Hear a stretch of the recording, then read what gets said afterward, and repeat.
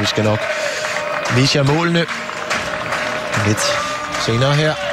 Daniel Jørgensen i billedet. Den tidligere Nordsjælland-spiller, og meget apropos Nordsjælland, så er det jo kampen, der følger efter her på TV2 Sport denne eftermiddag. Nordsjælland mod Esbjerg fra Farum Park, altså i Superligaen. Lad os lige se målene fra kampen her, og det er altså fra de absolut første sekunder.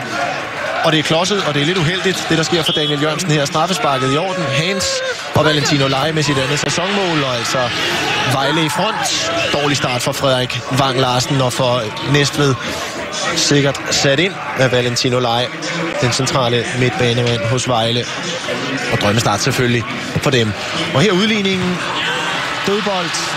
Og super hættet ind af Daniel Jørgensen, og vi har også rost Ronny Bensens oplæg, for det er faktisk et rigtig flot mål. Det er rigtig flot mål, altså rigtig godt slået frispark, og Daniel Jørgensen bruger sin højde, sin timing.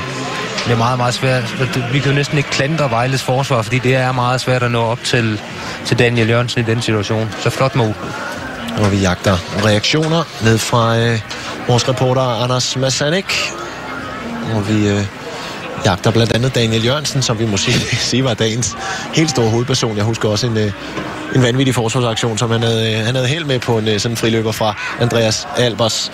Men det er rigtigt, det er på godt og ondt, at Daniel Jørgensen var en del af kampen. Lad os lige prøve at se den igen. Det er altså undervejs i anden halvleg, hvor Andreas Albers er lige ved at slippe igennem. Lad os se den her. Her skal vi få Albers afsted i et godt løb. Og skærer altså ind i feltet. Og se så den der tackling. Glimrende af Daniel Jørgensen. Det var rigtig godt forsvarsarbejde, men meget risikabelt. Og da jeg så den første gang, der troede jeg faktisk, at Albers havde spillet bolden. Men Daniel Jørgensen havde læst den. Og nu står han klar nede hos vores reporter Anders Masanik, Daniel Jørgensen. Er Daniel Jørgensen både skurk og heldig i den her kamp? Hvad er det for en fornemmelse, du står med? Jeg vil sige, at jeg er godt tilfreds med, at jeg lige får puttet den ind til sidst. Det var ikke så heldig en start, jeg fik på kampen der. Og så 1-1 mod Vejle, det synes jeg, det er tilfredsstillende.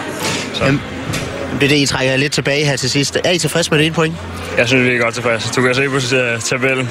Vi bundhold, de ligger nummer 2, så jeg synes, at du har godt resultat, det er fint. Men jeg vil ærligt sige, når vi gik ind til kampen, regnede vi faktisk også med, at vi kunne vinde, hvis det var så. Den her skøre start på kampen, der går 20 sekunder, og så er lavet strafspark. Kan du lige guide os igennem, hvad der sker? Jeg ser bolden komme ned bag vores venstre bak. Så vil jeg gå på den, og så er det som om, den tager et forkert opspring. Og så ryger den op på hånden af mig, og så var der ligesom straffe, så var der ikke noget at gøre. Måtte man bare arbejde sig op derfor. Så. Men er således altså Daniel Jørgensen her, som var godt tilfreds med lige at få repareret på den skade fra kampens start. Men hvis vi sådan lige trækker linjerne op, vi så nogle af de hold, nu har vi allerede set nogle af de hold, der er involveret både i top og i bund. Hvis vi lige spejler for eksempel Vejles præstation i dag i AGF's præstation fra i fredags, hvordan er